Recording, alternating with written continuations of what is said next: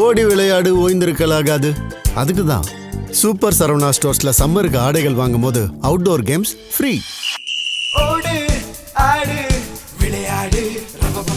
Super Saravana stores summer கோடையை கொண்டாடலாம்.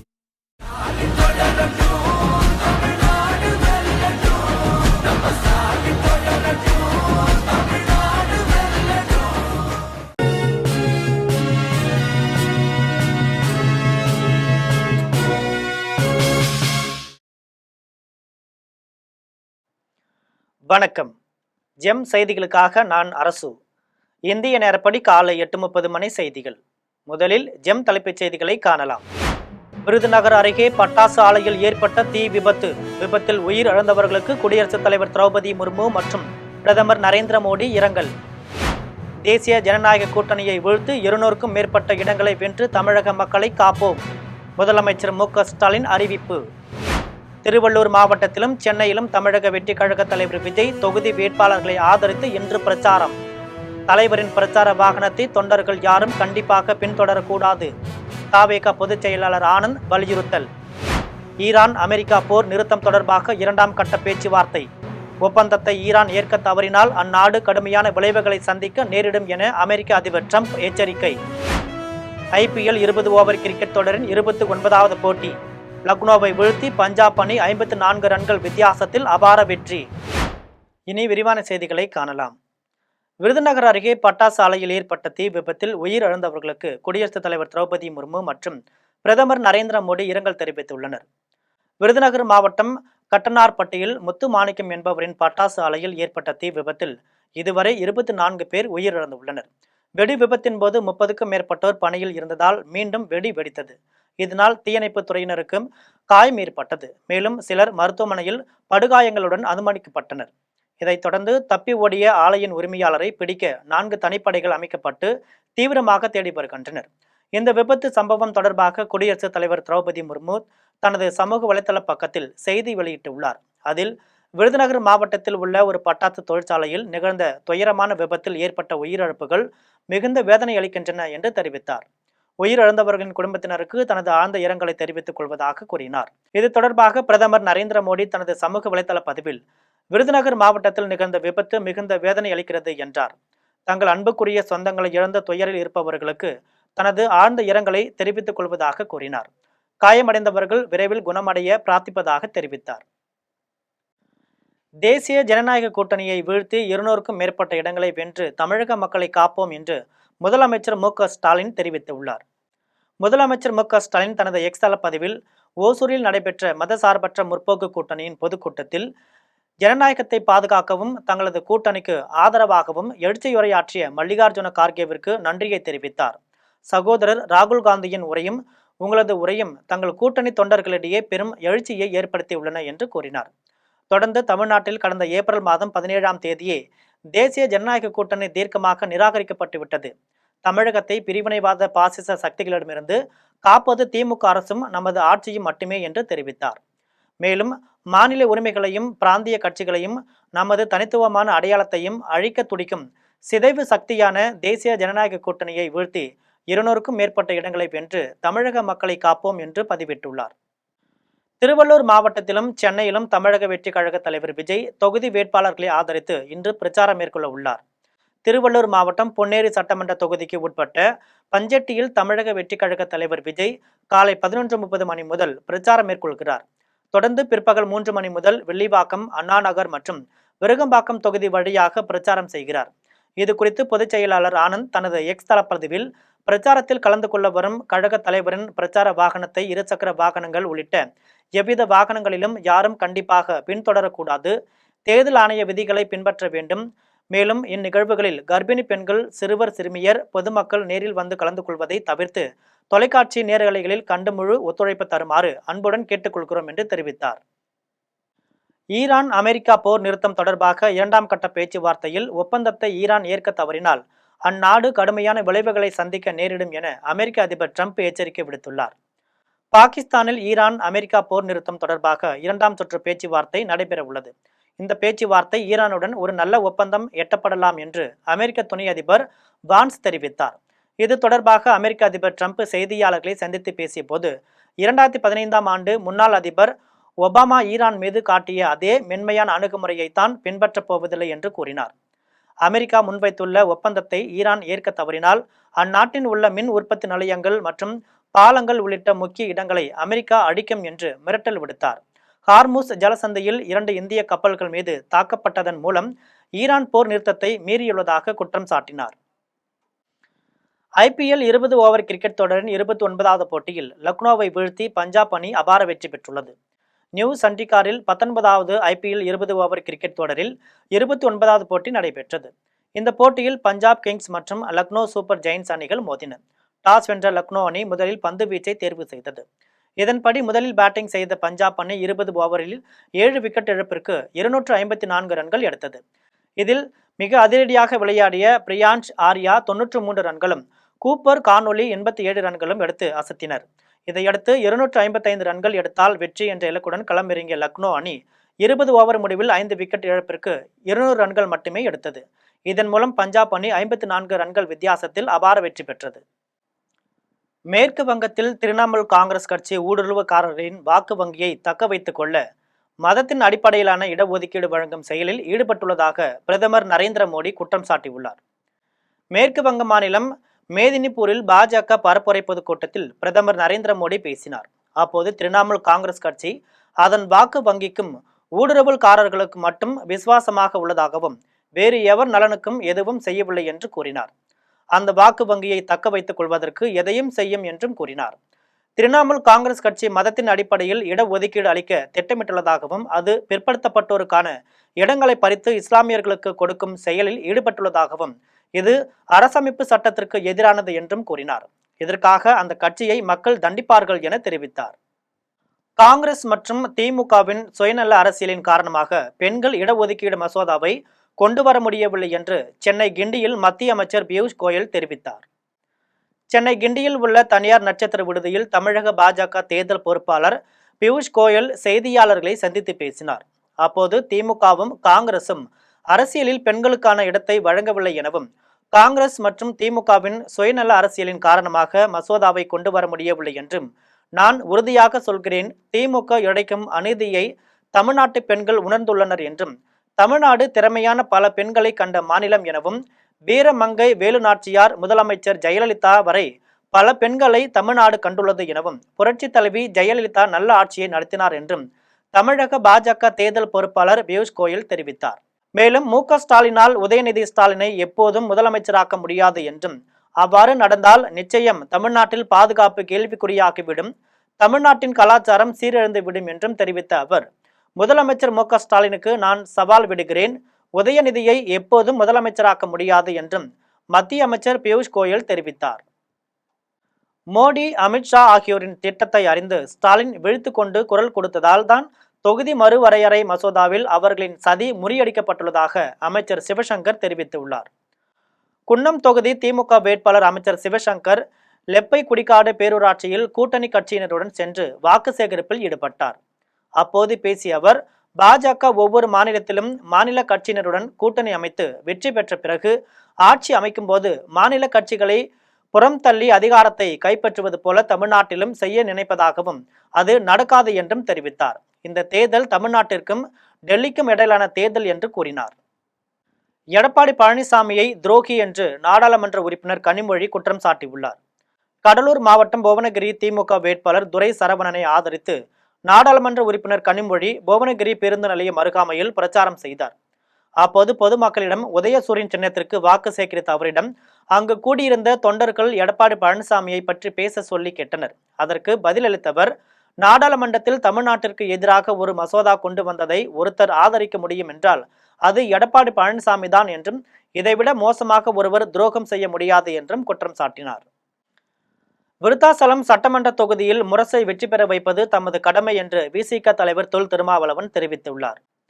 கடலூர் மாவட்டம் திட்டக்குடி தொகுதி திமுக வேட்பாளர் கணேசன் மற்றும் விருத்தாசலம் தொகுதி தேமுதிக வேட்பாளர் பிரேமலதாவை ஆதரித்து விடுதலை சிறுத்தை கட்சி தலைவர் தொல் திருமாவளவன் வாக்கு சேகரித்தார்.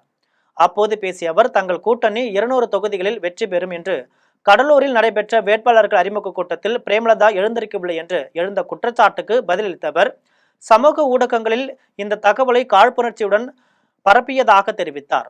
மேலும் தனக்கும் தேமுதிக நிறுவன தலைவர் மறைந்த விஜயகாந்திற்கும் நெருக்கமான நட்பு உள்ளது என்று தெரிவித்தார்.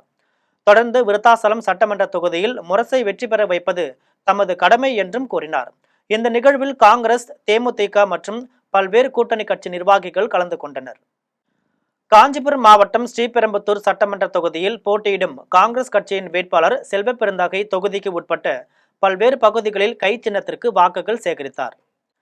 காங்கிரஸ் கமிட்டியின் தமிழ்நாடு தலைவரும் மதசார்பற்ற முற்போக்கு கூட்டணி கட்சியின் காங்கிரஸ் வேட்பாளருமான செல்வ பெருந்தகை மீண்டும் ஸ்ரீபெரும்புத்தூர் தொகுதியில் போட்டியிடுகிறார். இந்த நிலையில் தொகுதிக்கு உட்பட்ட பல்வேறு பகுதிகளில் பொதுமக்களை சந்தித்து கை சின்னத்திற்கு வாக்குகள் சேகரித்து வருகிறார்.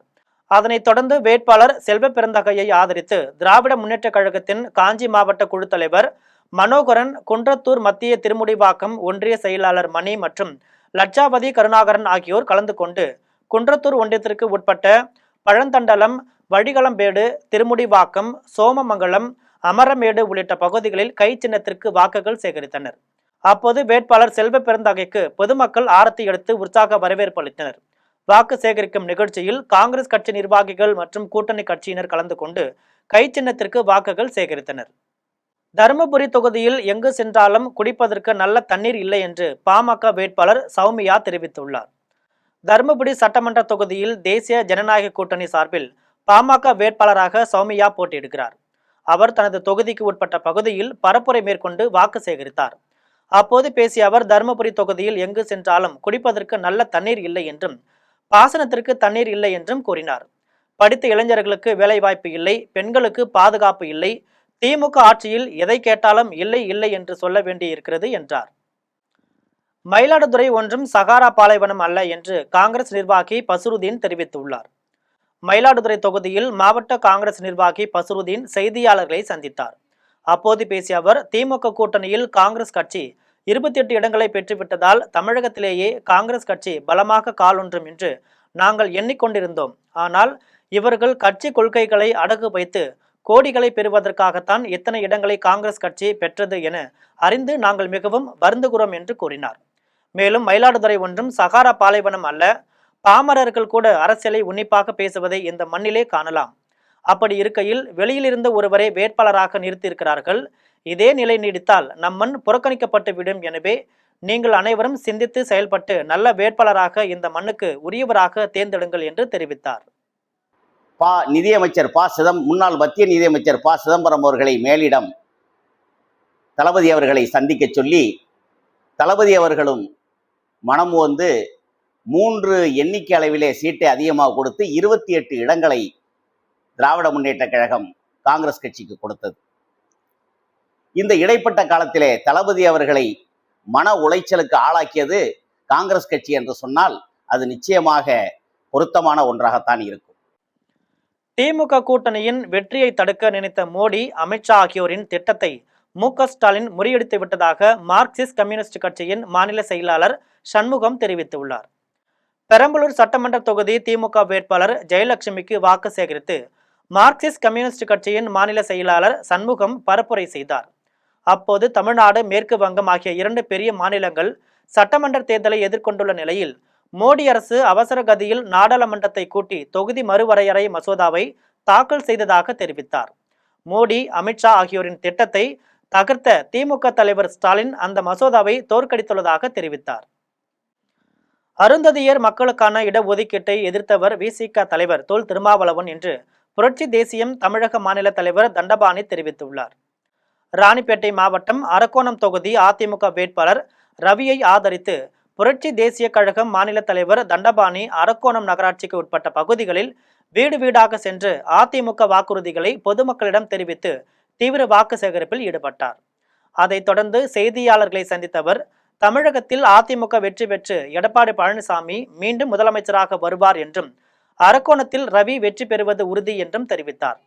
தொடர்ந்து அருந்ததியர் மக்களுக்கான இடஒதுக்கீட்டை எதிர்த்தவர் விடுதலை சிறுத்தைகள் கட்சி தலைவர் தொல் திருமாவளவன் தான் என்று கூறினார். மேலும் பாரதிய ஜனதா கட்சி மதவாத கட்சி அல்ல, பாரதிய ஜனதா கட்சி மத்தியில் ஆட்சிக்கு வந்த பிறகு நாங்கள் எல்லோரும் பாதுகாப்பாக இருக்கிறோம் என்று தெரிவித்தார். இந்நிகழ்வில் அரக்கோணம் நகரமன்ற அதிமுக கவுன்சிலர் பாபு மற்றும் கூட்டணி கட்சி நிர்வாகிகள் உடன் இருந்தனர். புதிதாக அருந்தேருக்கு உள் இடஒதுக்கீடு வழங்கக்கூடாது என்றும், அப்படி வழங்குவது பட்டியலின மக்களின் ஒற்றுமையை பாதிக்கும் என்று கூறி அருந்ததியின மக்களுக்கு உள்ளிடுஒதுக்கீடு வழங்கக்கூடாது என்று உச்சநீதிமன்றத்திலே அவர் வழக்கு தொடுத்துள்ளார்.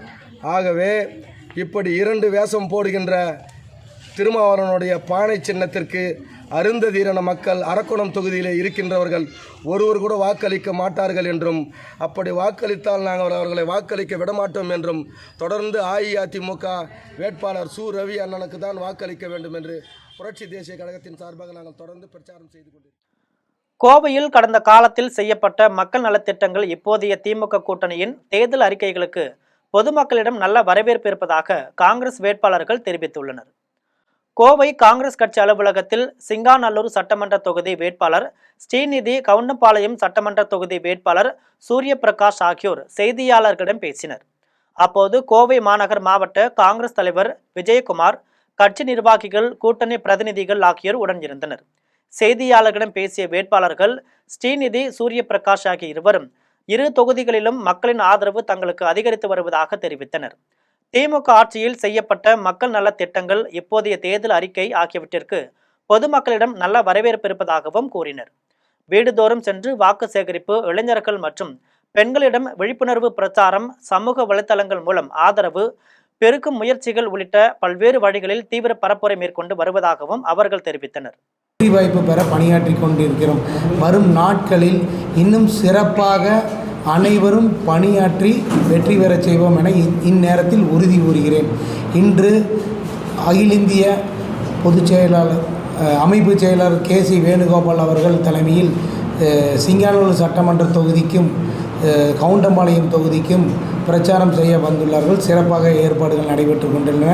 தலைவர் ராகுல் காந்தி ஆசீர்வாதத்துடன் 2 வேட்பாளர்களும் அபார வெற்றி அடைவார்கள் என இந்நேரத்தில் உறுதி கூறுகிறேன். ராமநாதபுரம் மாவட்டம் முதுகுளத்தூர் சட்டமன்ற தொகுதியில் போட்டியிடும் சுயேட்சை வேட்பாளர் சத்தியம் சரவணன் தான் வெற்றி பெற்றால் மக்களின் அடிப்படை தேவைகளை நிறைவு செய்வதாக உறுதியளித்தார்.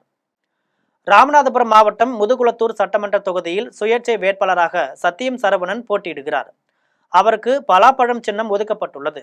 அவர் தனது தொகுதிக்கு உட்பட்ட பகுதிகளில் பரப்புரை செய்து வருகிறார்.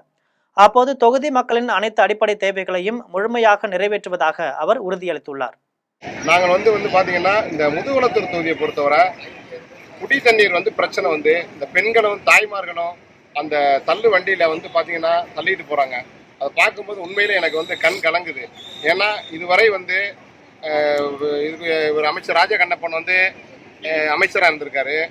அது போக அதுக்கு முன்னாடி மலேசியா பாண்டியன் இருந்திருக்காரு. அவங்க 2 பேரும் தான் இப்போ இந்த மறுபடியும் நிற்கிறாங்க. அதனால எங்களுக்கு ப்ளஸ்ஸே அதான். ஏற்கனவே எப்படி சொல்கிறது, கரைச்ச புளிய கரைச்ச சக்கை தான். மக்கள் எல்லாருமே சொல்லிட்டாங்க. அவங்க 2 பேருக்குமே வயதாகி விட்டது. கண்டிப்பாக உங்களுக்கு தான் எங்களுடைய வாக்கு அப்படின்னு சொல்லிட்டாங்க. காஞ்சிபுரம் மாவட்டம் உத்திரமேரூரில் திமுக வேட்பாளர் சுந்தருக்கு ஊடகவியலாளர் செந்தில் வேலன் வாக்கு சேகரித்தார். உத்திரமேரூரில் திமுக தேர்தல் பரப்புரை பொதுக்கூட்டம் நடைபெற்றது. இதில் ஊடகவியலாளர் செந்தில் வேலன் கலந்து கொண்டு வேட்பாளர் சுந்தரை ஆதரித்து உதயசூரியன் சின்னத்திற்கு வாக்கு சேகரித்தார். அப்போது திமுக ஆட்சியில் உத்திரமேரூரில் காவல் துணை கண்காணிப்பாளர் அலுவலகம் கொண்டு வரப்பட்டதாக தெரிவித்தார்.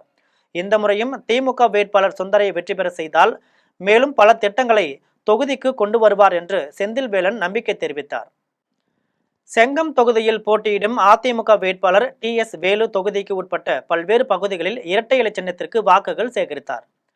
திருவண்ணாமலை மாவட்டம் செங்கம் சட்டமன்ற தொகுதியில் போட்டியிடும் அதிமுக வேட்பாளர் TS வேலு தொகுதிக்கு உட்பட்ட பலியாப்பட்டு, கோலாப்பாடி, பாய்ச்சல், மேல்பெண்ணாத்தூர் உள்ளிட்ட பல்வேறு பகுதிகளில் பொதுமக்களை சந்தித்து அதிமுக அறிவித்த இலவச திட்டங்களை எடுத்து கூறியும் விவசாய கடன், கல்வி கடன், நடைவண்டி வியாபாரிகள் கடன் ஆகியவற்றை தள்ளுபடி செய்யப்படுவது குறித்தும் எடுத்து கூறி இரட்டை இலை சின்னத்திற்கு வாக்குகள் சேகரித்தார். மேலும் அதிமுக ஆட்சி அமைந்தவுடன் குடும்ப அட்டைதாரர் அனைவருக்கும் வங்கி கணக்கில் ரூபாய் 10,000 வரவு வைக்கப்படும் என்ற தேர்தல் வாக்குறுதிகளை பொதுமக்களிடம் வேட்பாளர் TS வேலு எடுத்து கூறி இரட்டை இலை சின்னத்திற்கு வாக்குகள் சேகரித்தார். அப்போது பொதுமக்கள் ஆரத்தி எடுத்தும் நடனமாடியும் உற்சாக வரவேற்பு அளித்தனர். மேலும் பொதுமக்கள் வைத்த கோரிக்கைகளை அதிமுக வெற்றி பெற்றதும் நிறைவேற்றுவேன் என வேட்பாளர் TS வேலு உறுதியளித்தார். வாக்கு சேகரிக்கும் நிகழ்ச்சியில் தேசிய ஜனநாயக கூட்டணி கட்சியினர் கலந்து கொண்டு இரட்டை இலை சின்னத்திற்கு வாக்குகள் சேகரித்தனர். கொடைக்கானல் வாடகை வாகன ஓட்டிகள் காலவரையற்ற போராட்டத்தில் ஈடுபட்டு சுற்றுலா தலங்களுக்கு செல்லாமல் புறக்கணித்ததால் சுற்றுலா பயணிகள் இன்னல் அடைந்தனர். தமிழ்நாட்டின் சமவெளி பகுதிகளில் கோடை வெயிலின் தாக்கம் அதிகரித்துள்ளதால் மலைவாழிடமான கொடைக்கானலில் குளிர்ந்த காலநிலையை அனுபவிக்க ஏராளமான சுற்றுலா பயணிகள் வருகின்றனர். கொடைக்கானலில் வனத்துறை கட்டுப்பாட்டில் உள்ள தூண்பாறை, குணா குகை, மோயர் சதுக்கம், பைன் மர காடுகள் போன்ற பகுதிகளுக்கு செல்ல மொத்தமாக நுழைவு கட்டணம் இணைய வழியில் பெறப்பட்டு வருகிறது. இதனால் அப்பகுதியில் போதிய தொலைத்தொடர்பு கிடைக்காததால் சுற்றுலா பயணிகளின் வாகனங்கள் காத்திருந்து செல்லும் சூழல் ஏற்பட்டுள்ளது. இதனால் விடுமுறை நாட்களில் குவியும் சுற்றுலா வாகனங்கள் கடந்து செல்ல 2 மணி நேரம் வரை காத்திருப்பதால் போக்குவரத்து நெரிசல் ஏற்படுகிறது. இந்த நிலையில் பழைய முறையில் கட்டணம் பெற வேண்டும் என்று வலியுறுத்தி கொடைக்கானல் வாடகை வாகன ஓட்டிகள் மற்றும் வேன் ஓட்டுநர்கள் காலவரையற்ற போராட்டம் நடத்தினர். இதனால் வெளியூர்களில் இருந்து பேருந்துகள் மூலமாக வந்த சுற்றுலா பயணிகள் செய்வதறியாமல் அருகே உள்ள பிரயண்ட் பூங்காவிலும் நட்சத்திர ஏரி பகுதியிலும் குவிந்தனர். வாடகை வாகனங்களை இயக்காததால் வனத்துறை கட்டுப்பாட்டில் உள்ள சுற்றுலா தலங்கள் வெறிச்சோடி காணப்பட்டன. 5 அடி நீளம் கொண்ட பாம்பு எரிவாயு சிலிண்டருக்கு பின்புறம் இருப்பதை கண்டு ஊழியர்கள் அச்சமடைந்தனர். கன்னியாகுமரி மாவட்டம் நாகர்கோவில் அருகே புலியடி பகுதியில் மின்சார தகன எரிமேடை உள்ளது. இந்த மின்சார எரிமேடையை சுற்றி குளங்கள், கால்வாய்கள் போன்ற பகுதிகளில் விஷ ஜந்துக்கள் நடமாட்டம் அதிகமாக உள்ளது. அந்த வகையில் இன்று எரிமேடை கட்டிடத்திற்குள் ஏராளமான எரிவாயு கேஸ் சிலிண்டர் அங்கு வைக்கப்பட்டுள்ள நிலையில் 5 அடி நீளம் கொண்ட விஷ வாய்ந்த பாம்பு எரிவாயு சிலிண்டருக்கு பின்புறம் இருப்பதை ஊழியர்கள் கண்டு அச்சமடைந்தனர். தொடர்ந்து தீயணைப்பு படை வீரர்களுக்கு தகவல் கொடுத்ததன் பெயரில் தீயணைப்பு வீரர்கள் சம்பவ இடத்திற்கு விரைந்து வந்து சில மணி நேரம் போராட்டத்திற்கு பிறகு பாம்பை பத்திரமாக மீட்டனர்.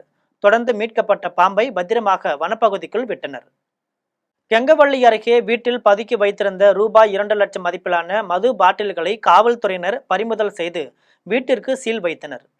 சேலம் மாவட்டம் கெங்கவள்ளி அடுத்த கூடமலை பகுதியில் சட்டவிரோதமாக வீட்டில் அரசு மது பாட்டில் விற்பனை செய்யப்படுவதாக கெங்கவள்ளி காவல் நிலையத்திற்கு கிடைத்த ரகசிய தகவலின் அடிப்படையில் காவல் ஆய்வாளர் சிவகுமார் தலைமையிலான காவல்துறையினர் கூடமலை பகுதிக்கு சென்றனர். காவல்துறையினர் வருவதை அறிந்த செல்வராஜ் தப்பி ஓடிவிட்டார். மேலும் வீட்டில் காவல்துறையினர் சோதனை செய்ததில் ரூபாய் 2 லட்சம் மதிப்பீட்டில் 1100 மது பாட்டில்கள் பெட்டிகளில் இருந்தது தெரிய வந்தது. இதனையடுத்து காவல்துறையினர் விசாரணை மேற்கொண்டதில் கூடமலையை சேர்ந்த நல்லத்தம்பி மகன் செல்வராஜ் என்பதும் தேர்தலுக்கு 3 நாட்கள் டாஸ்மாக் கடை விடுமுறை என்பதால் வீட்டை வாடகைக்கு எடுத்து மது பாட்டில்கள் பதுக்கி வைத்து விற்பனை செய்ததும் தெரிய வந்தது. இதனையடுத்து வருவாய்த்துறையினர் உதவியுடன் காவல்துறையினர் மது பாட்டில்களை பறிமுதல் செய்து வீட்டிற்குள் சீல் வைத்தனர். மேலும் தப்பி ஓடிய செல்வராஜை தேடி வருகின்றனர். குடிநீர் குழாய் சேதமடைந்து குடித்தண்ணீர் வீணாவதை தடுக்க அரக்கோணம் நகராட்சி உடனடியாக நடவடிக்கை எடுக்க வேண்டும் என்று பொதுமக்கள் கோரிக்கை விடுத்துள்ளனர்.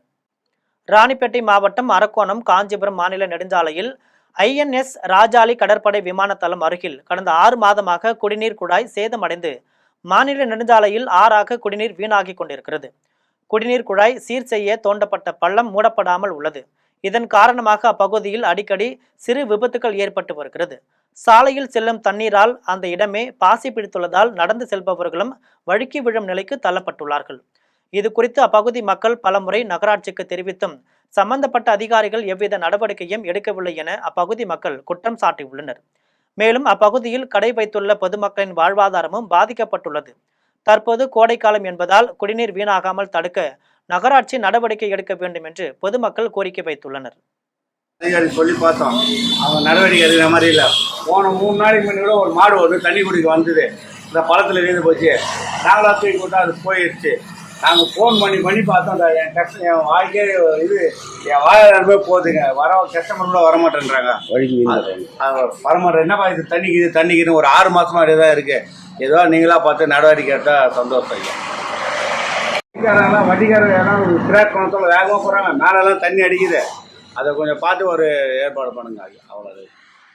ராதாபுரம் வடக்கு ஒன்றிய பகுதிகளில் தமிழக வெற்றி கழக வேட்பாளர் SK கிறிஸ்டோபர் தீவிர வாக்கு சேகரிப்பில் ஈடுபட்டார்.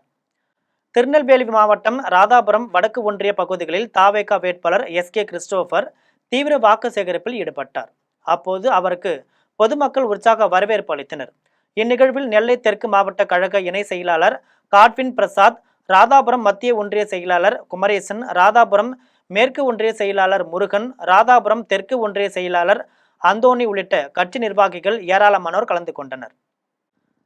தங்கள் தலைவர் ராகுல் காந்தியின் வருகையை தான் ஆவலோடு எதிர்பார்த்து காத்திருப்பதாக நாங்குநேரி தொகுதி வேட்பாளர் ரூபி மனோகரன் தெரிவித்துள்ளார். கன்னியாகுமரி மாவட்டம் குளச்சலில் நடைபெறும் தேர்தல் பிரச்சார பொதுக்கூட்டத்தில் கலந்து கொள்வதற்காக எதிர்க்கட்சித் தலைவர் ராகுல் காந்தி நண்பகல் 11 மணி அளவில் தனி ஹெலிகாப்டரில் மூலம் வருகை தரவுள்ளார். இதன் பின்னர் அங்கிருந்து ஹெலிகாப்டரில் புறப்பட்டு மதியம் 1 மணி அளவில் திருநெல்வேலி மாவட்டம் நாங்குநேரிக்கு வருகை தரவுள்ளார். இதையடுத்து நாங்குநேரியில் நடைபெறும் பிரம்மாண்ட பொதுக்கூட்டத்தில் கலந்து கொண்டு நாங்குநேரி தொகுதி வேட்பாளரும் சட்டமன்ற உறுப்பினருமான ரூபி மனோகரனை ஆதரித்து கை சின்னத்திற்கு வாக்குகள் சேகரிக்க உள்ளார்.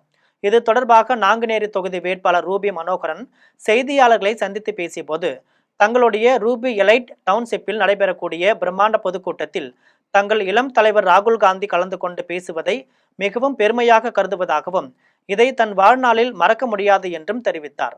தொடர்ந்து பேசிய ரூபி மனோகரன், இந்த டவுன்ஷிப் அமைக்கப்பட்ட போது அங்குள்ள தெருக்களுக்கு பெருந்தலைவர் காமராஜர், நம் பாரதத்தின் முதல் பிரதமர் நேரு, இந்திரா காந்தி, தங்கள் இளம் தலைவர் ராகுல் காந்தி, பிரியங்கா காந்தி ஆகியோரின் பெயர்களை சூட்டியிருப்பதாக கூறினார். தங்கள் தலைவர் ராகுல் காந்தியின் இந்த வருகையை தானும் ஆவலோடு எதிர்பார்த்து காத்திருப்பதாகவும் தன்னுடைய வாழ்வில் பொன் எழுத்துக்களால் பொறிக்கப்படக்கூடிய நாள் என்றும் தெரிவித்தார். 50,000க்கும் மேற்பட்டவர்கள் இந்த பிரம்மாண்ட பொதுக்கூட்டத்தில் கலந்து கொள்ள இருப்பதாகவும் பொதுமக்களும் இந்த பொதுக்கூட்டத்திற்கு திரண்டு வருமாறு கேட்டுக்கொண்டார். சாத்திப்பட்டு கிராமத்தில் அமைந்துள்ள நங்கையம்மன் திருக்கோவிலில் 1008 திருவிளக்கு பூஜை வெகு விமர்சையாக நடைபெற்றது. கடலூர் மாவட்டம் பண்ருட்டி அடுத்த சாத்திப்பட்டு கிராமத்தில் அமைந்துள்ள நங்கையம்மன் திருக்கோவிலில் அஷ்டதசபுஜ மகாலட்சுமி, துர்கா பரமேஸ்வரி தெய்வங்களுக்கு 1008 திருவிளக்கு பூஜை நடைபெற்றது. கடந்த வாரம் கொடியேற்றத்துடன் தொடங்கிய விழாவில் பால்குடம், ஊர்வலம், சாகை வார்த்தல், அம்மனுக்கு சிறப்பு அபிஷேக ஆராதனைகள் நடைபெற்றது. விழாவின் முக்கிய நிகழ்வாக 1008 திருவிளக்கு பூஜை நடைபெற்றது. அம்மன் சிறப்பு அலங்காரத்தில் எழுந்தருளி பக்தர்களுக்கு காட்சியளித்தார். இதில் ஏராளமான பெண்கள் மற்றும் ஊர் பொதுமக்கள் கலந்து கொண்டு அம்மனை வழிபட்டனர். மீண்டும் ஜெம் தலைப்புச் செய்திகள். விருதுநகர் அருகே பட்டாசு ஆலையில் ஏற்பட்ட தீ விபத்து. விபத்தில் உயிர் இழந்தவர்களுக்கு குடியரசுத் தலைவர் திரௌபதி முர்மு மற்றும் பிரதமர் நரேந்திர மோடி இரங்கல். தேசிய ஜனநாயக கூட்டணியை வீழ்த்து 200க்கும் மேற்பட்ட இடங்களை வென்று தமிழக மக்களை காப்போம். முதலமைச்சர் மு.க. ஸ்டாலின் அறிவிப்பு. திருவள்ளூர் மாவட்டத்திலும் சென்னையிலும் தமிழக வெற்றிக் கழக தலைவர் விஜய் தொகுதி வேட்பாளர்களை ஆதரித்து இன்று பிரச்சாரம். தலைவரின் பிரச்சார வாகனத்தை தொண்டர்கள் யாரும் கண்டிப்பாக பின்தொடரக்கூடாது. தவேக பொதுச் செயலாளர் ஆனந்த் வலியுறுத்தல். ஈரான் அமெரிக்கா போர் நிறுத்தம் தொடர்பாக 2ஆம் கட்ட பேச்சுவார்த்தை. ஒப்பந்தத்தை ஈரான் ஏற்க தவறினால் அந்நாடு கடுமையான விளைவுகளை சந்திக்க நேரிடும் என அமெரிக்க அதிபர் ட்ரம்ப் எச்சரிக்கை. IPL 20 ஓவர் கிரிக்கெட் தொடரின் 29வது போட்டி. லக்னோவை வீழ்த்தி பஞ்சாப் அணி 54 ரன்கள் வித்தியாசத்தில் அபார வெற்றி. இத்துடன் ஜெம் செய்திகள் நிறைவடைகின்றன. மீண்டும் ஜெம் செய்திகள் மதியம் 1:30 மணிக்கு. உடனுக்குடன் செய்திகளை காண GemLive.tv என்ற இணையதளத்தில் இணைந்திருங்கள். நன்றி, வணக்கம். ஓடி விளையாடு, ஓய்ந்திருக்கலாகாது.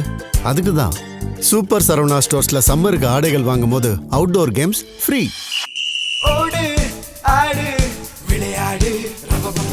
சூப்பர் சரவணா ஸ்டோர்ஸ் சம்மர் கோடையை கொண்டாடலாம்.